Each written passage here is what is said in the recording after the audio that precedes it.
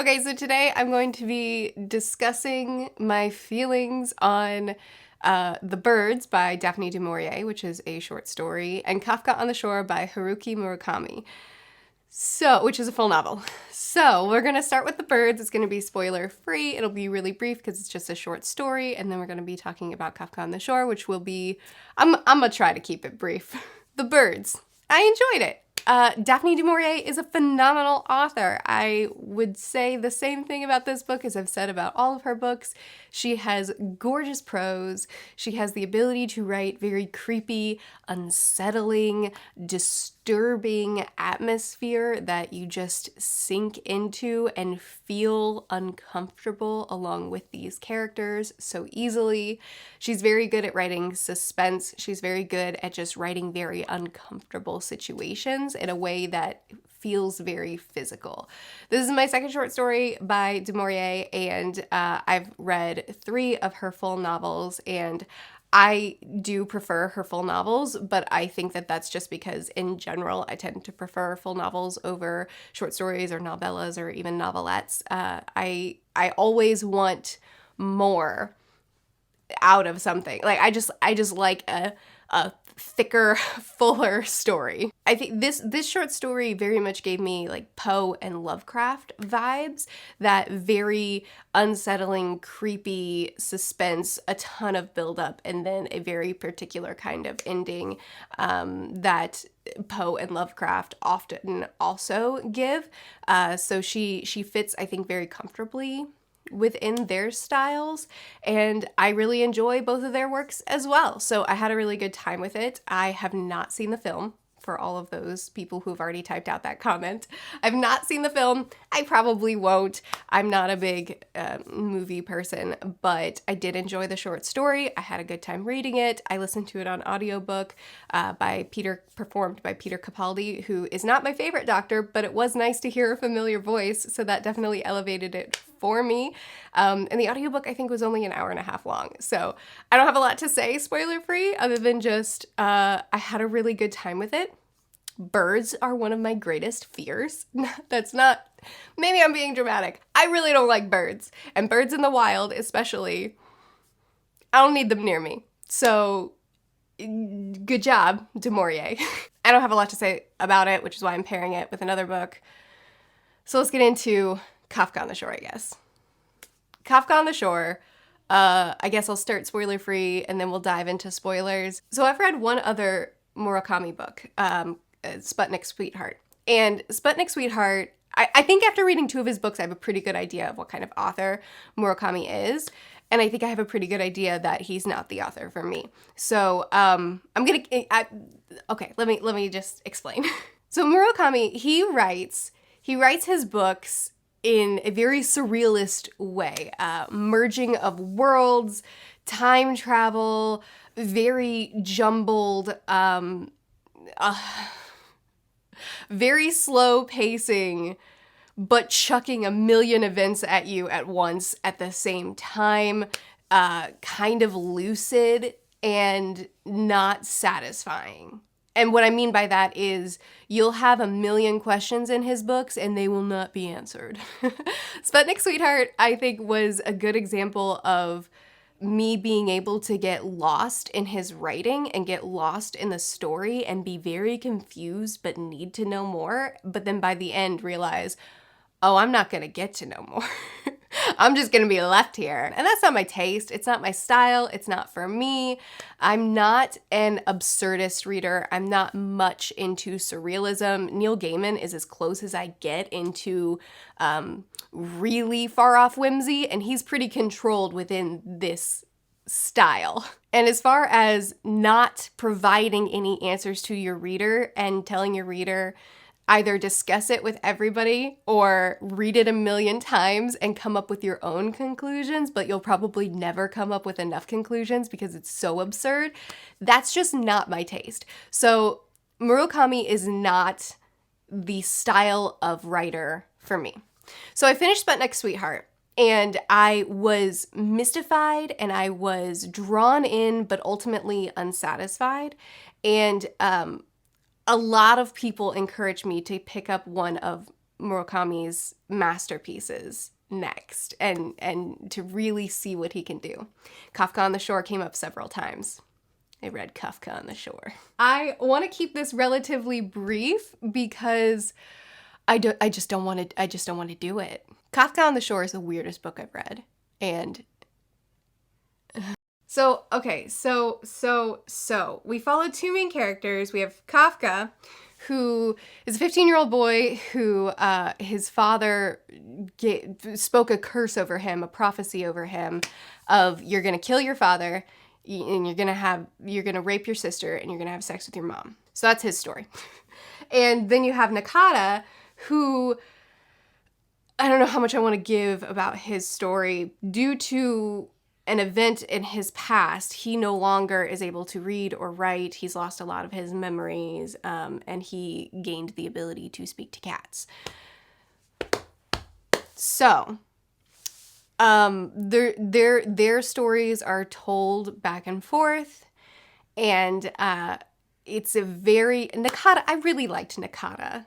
I did not like Kafka. It's very Oedipus Rex, which I'm sure you can gather, but instead of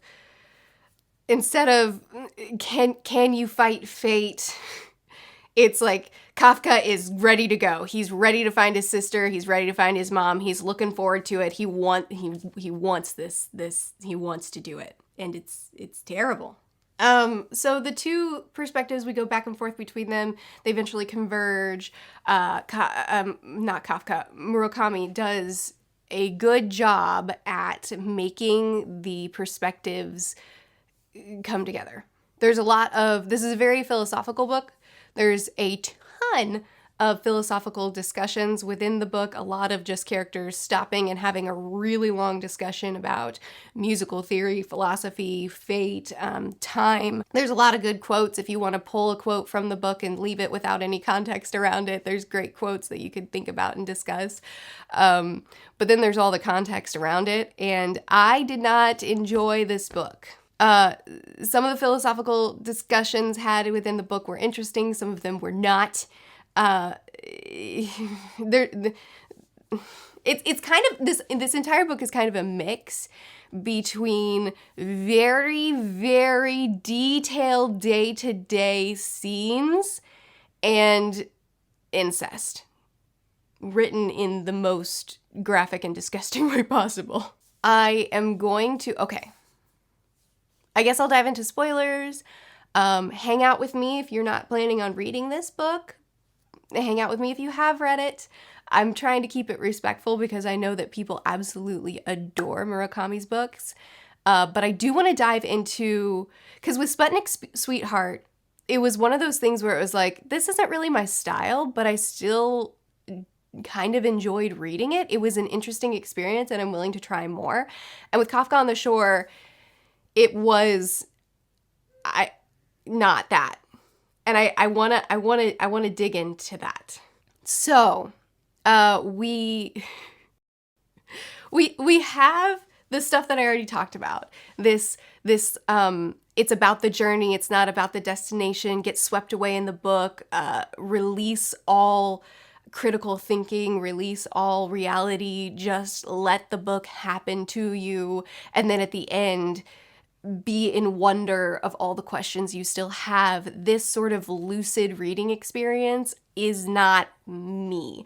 I am too hyper analytical to be able to do it. And that is not a knock against the book. That's just who I am as a reader. It's who I am as a person. It's not my taste, right? So we have that there. The things that tipped me over into just really not enjoying my reading experience are all the choices made in between. I did not enjoy the level of description in this book. I mean, pages and pages of just describing Kafka cleaning his apartment, cleaning his body and all the many body parts that he cleaned, descriptions of how long Nakata was sleeping, and Oshima describing every single thing that he did while Nakata was sleeping, and then coming back, and then Nakata wakes up, and then Oshima explaining those things again to Nakata this time instead of to the reader this time, and then going on a really long analogy about what this really long sleep was like. I mean, there was just so much nothing that I went back and forth between, oh my goodness, this is so nothing, I'm having a hard time even focusing, even keeping my mind on this book, to disgusting, nasty incest. Please get me back to the boring stuff. Murakami found an impressively large number of times to bring up people's erections, not just Kafka, nope, not just in Kafka's perspective, also in Nakata's perspective, also in any kind of situation that we're in, any character that we're talking about. We need to talk about that in places where it doesn't fit, or just genitalia in general. Also, an impressively large number of times to talk about women's breast where it just simply isn't needed. Again, not just in Kafka's perspective. The sex scenes in this book were, I mean, admittedly, I'm not a romance reader. I'm not, I don't care about sex scenes in general, but oh my goodness, these were uncomfortable. Sometimes intentionally so, probably maybe. Sometimes I really don't think so. The scene where Kafka rapes his probably maybe sister was very uncomfortably calm, and she was very uncomfortably objecting to it, but also somehow okay with it. Really didn't like the way he wrote that. And then you have Nakata's perspective. Nakata is the only character in this entire daggum book that I liked. And still, like the scene where Johnny Walker very graphically and brutally dissects living cats while they're still alive, I just said that, and then eats their still beating hearts so that he can use their souls to power his special flute, and that scene went on for so long. Why did we need to watch it happen over and over and over and over and over again? We could have just watched it the one time, or we could have not. It's one of those things where I guess I, as a reader, like nuance to my books. If we're gonna be discussing something horrific, I like nuance. There are so many authors out there who are able to take terrible, awful acts like rape and like animal brutality actually doesn't seem to encompass what happened in this book, are able to take these scenes, write them in a way that we clearly understand what's happening, but offer us some nuance, and the gut punch is still there, the impact is still there, the effect is still there, without absolutely bashing us over the head with it. Murakami is not that author, and there are a lot of people out there who choose to bash readers over the head with their horrific acts that they're describing. Some readers are cool with it. That is not my taste. I like the nuance. Then you have the fact that there are so many lines within this book that just make me question biology. There's a woman in this dream who is turned on, and through arousal, she spontaneously has her period, which also happened multiple times in Sputnik's Sweetheart and seems to just be a theme in Murakami's books, because I've seen people discuss that in other books of his as well.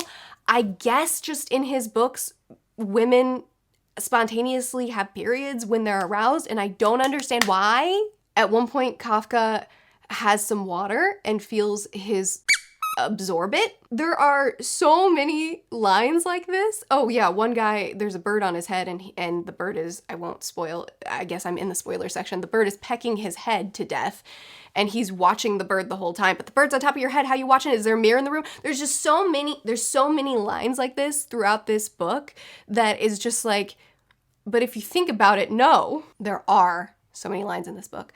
A lot of the philosophical questions, some of them were interesting, but they were done in such a dump where it's just like, we're just gonna have this big, long discussion here in the middle of things, and some of them just weren't, I don't care. I don't know. I'm not trying to be, I'm not, his books are so well loved and I don't want to bash them, but here I am. It's hard. Sputnik Sweetheart made me be able to at least understand why he's such a well-loved author, because his writing is very mesmerizing. And the story, while being very lucid, which is not my type of story, I still found myself flowing into it and wanting to read it, even though in the end I was ultimately unsatisfied because I don't enjoy stories where just nothing is answered and you're left wondering in everything, which especially Kafka is that way. But I get it. After reading Sputnik Sweetheart, I get it. But after reading Kafka on the Shore, I don't get this one, because even though there's some really interesting discussions had, and even though there's a lot of things to break down and figure out, and even though there's a lot of puzzles within the story and puzzles within the puzzles, and you could deep dive and analyze this book for years and still come up with nothing, but also have a million theories and ideas, and it's a great discussion piece. And I understand that, but I feel like you have to overlook so much to be able to, do you know what I mean? Like, there's so much in this book that I think you have to say, ooh, yeah, didn't like that. We'll just not think about it and think about the good parts. And there's so many things like that throughout this book that it's like I'm burdened with all the things that I'm supposed to just ignore in order to enjoy the book. Okay, I'm gonna stop because I really don't enjoy going so hard on this book. I almost just didn't even talk about it at all on the channel because I don't enjoy really negative reviews, that they're not fun to me. But I'm discussing this book, and like I said, I think that largely this author just doesn't write the right story for me. I'm not the right reader for him. It's not for me. I understand the appeal of just letting go mentally and letting a wild, crazy, connected, intentional, yet nonsensical, yet also were certain parts intentional. I understand the appeal of getting lost in that type of story and all the different things that you can dig into while still having to let go of all the other things. While I understand that appeal, it's not my appeal, it's not my style, I get it. There's also so much in his books that I can't just let go of. Like, why are they there? Why are they there? Okay. That's how I felt about Kafka on the Shore. I don't enjoy going hard on books, so I apologize. I would love to hear, for those of you who have read this book and loved it so much, I'd love to hear your side of things. I would love to hear what makes you love this book so much. I think that I have a pretty good idea of what kind of stories Murakami writes. And I think I just know that he's not the author for me, so I don't plan on reading any more of his books. But if you love him, more power to you. I guess that's all. Okay, well, I post videos every Tuesday through Friday. Be sure to chat with me more in the comments. I'll see you guys again soon.